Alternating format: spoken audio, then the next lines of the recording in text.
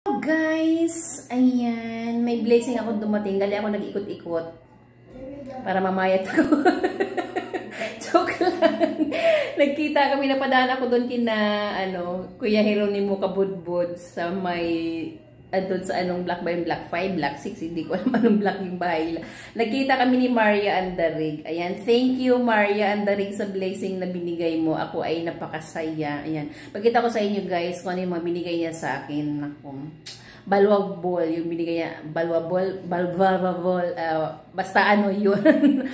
Ano siya, galing sa probinsya. Dito sa Maynila is mahal siya. So, napaka-thankful ko. Wait lang, pakita ko. Yung binigay na, yung camera ko kasi is palubat na yung aking cellphone. So, wala na siyang flash. Ayan, ampalaya. Binigyan nga niya ako. Gusto nga niya dagdamihan ko pa. Ayan, kakain lang naman ng ampalaya. Ako lang at saka yung pangalawa kong anak.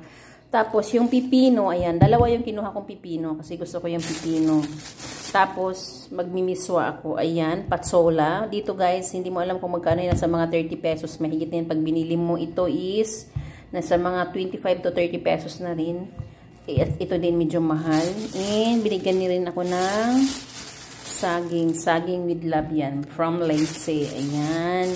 Daghan siya gihatag sa kuha guys. Thank you very much. Ayan. Siya yung naghatag sa kuha guys. Mga nangangaging tuwig itong nagbakasyon siya. Binigyan din niya ako ng mga chocolates. Yan. Binigyan niya ako ng chocolates noon nung nagbakasyon siya. Ngayon nagkita na naman kami. Ito yung binigay niya sa akin. Thank you sa aking kababayan si Maria Andarig. Bisan adunahan nagid kay na siya guys, pero kuan kay siya, generous, very friendly. Wala siya nagbagos mga iyang kinaiya guys. Ayan. Kabalo siya mulingi sa iyang mga silingan.